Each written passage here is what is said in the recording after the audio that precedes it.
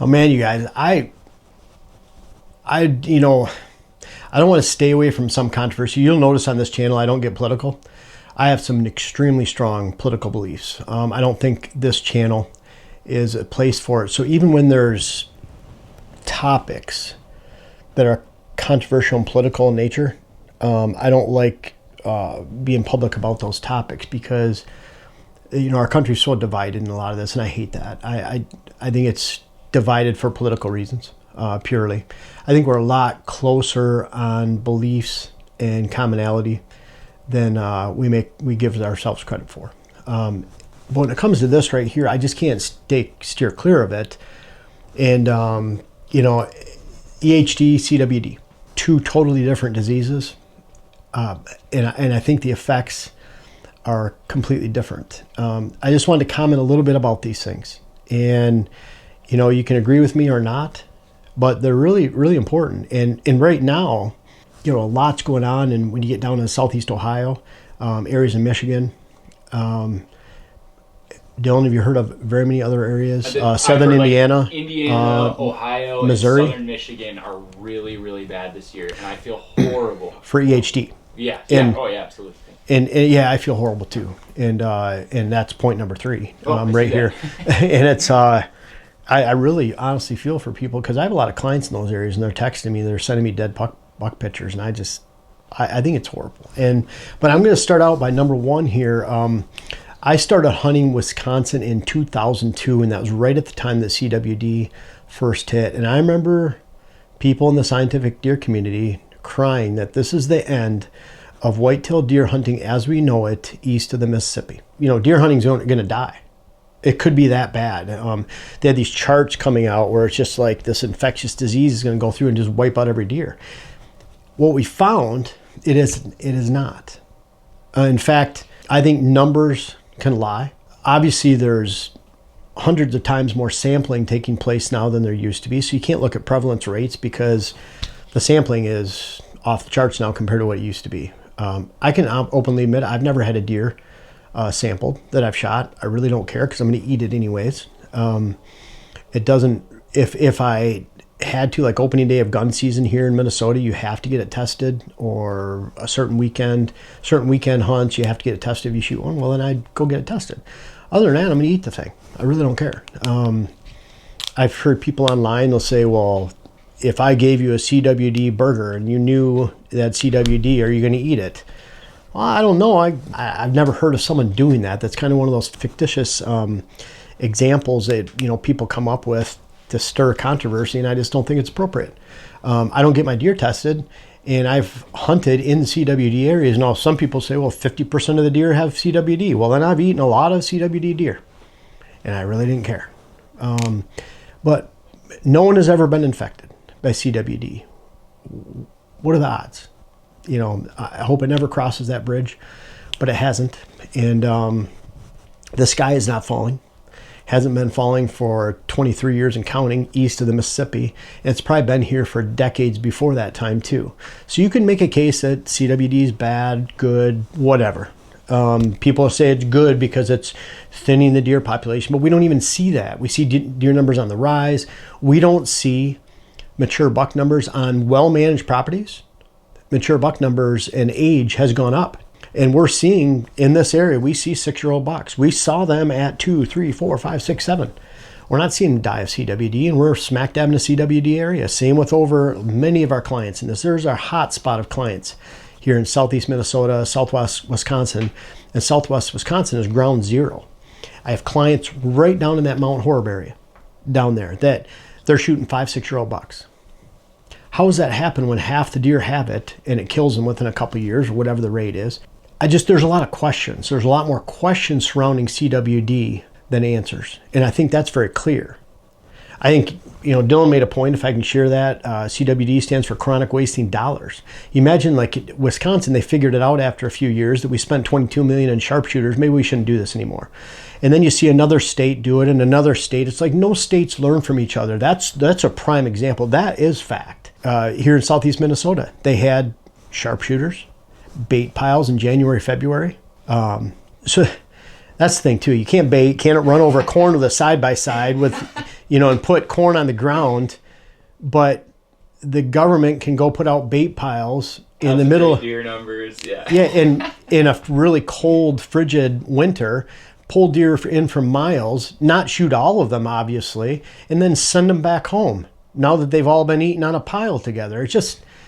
It's so ridiculous when things like that happen. It's laughable because anyone with common sense looks at it and says, why are they doing this? This doesn't make any sense. There's no clear answers. There's no clear remedy for success.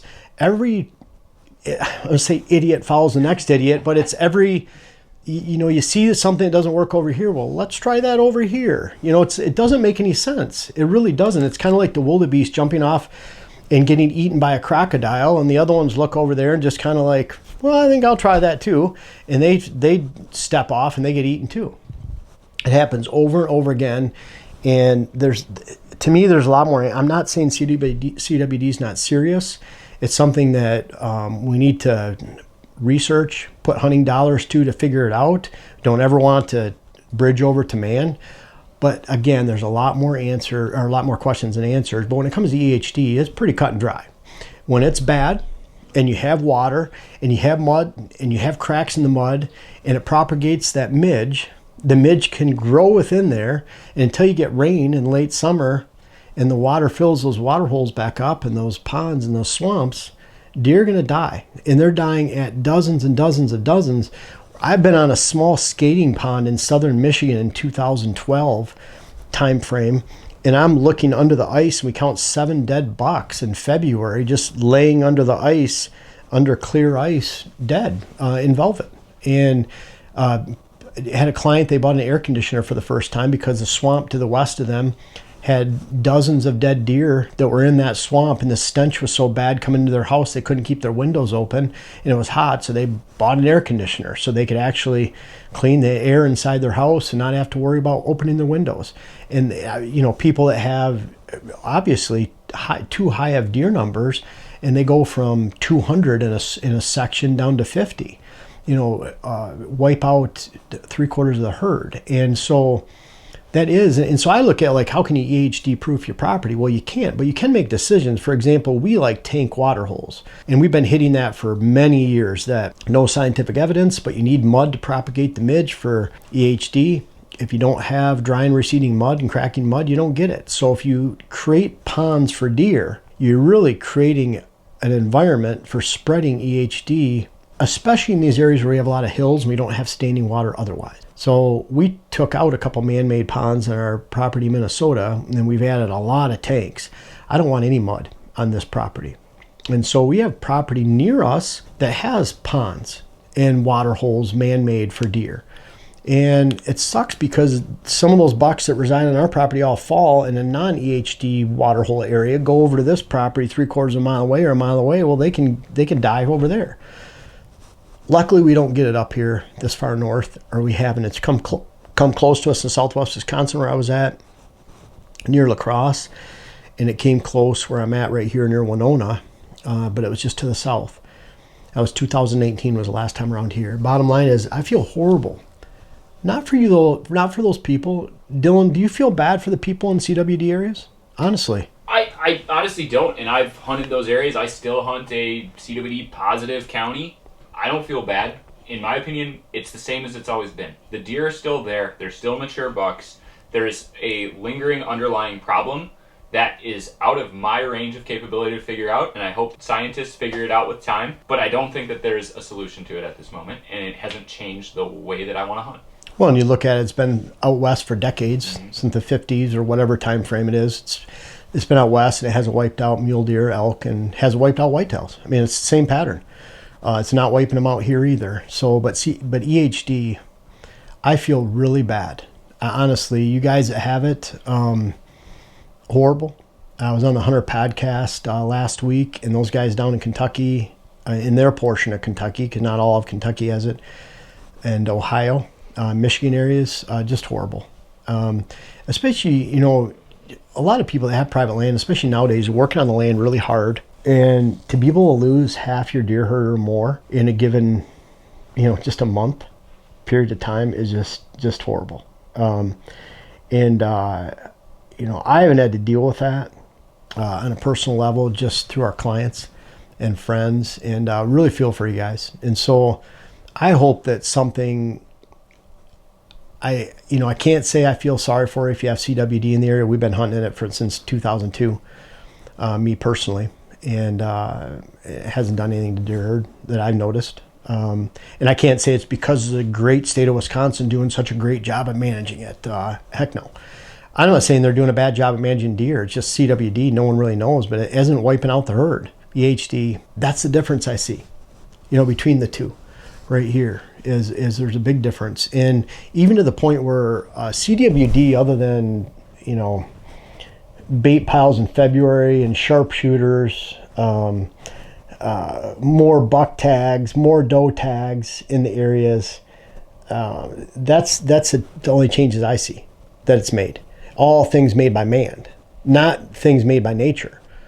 So what's changed is management regulation decisions with CWD. That's what's changed the hunt. With EHD though, that's literally wiped out dozens of deer in a sitting in one spot, and thousands at a time in a given area or region, to the point where that now, because it's been so bad. So it wasn't like CWD, all these deer diving, they're all over the roads, there's dozens of deer dead in a swamp, and you're having to get air conditioning in your home. There's none of that taking place with CWD. That is the reality of EHD. So that's the difference. And so EHD regulations have had to change because of thousands of deer dying. So I know in various counties, they've reduced tag or deer tags, buck tags. They're considering moratorium on hunting in locations. Hundreds of people are showing up at a town hall meeting that can hold 50 people. People are out in the hallways and doorways trying to listen in, because this is something that is noticeable, and it happens, and dozens of deer are dying, and it really affects people. And I can't even imagine going through that, because I haven't personally, other than seeing this.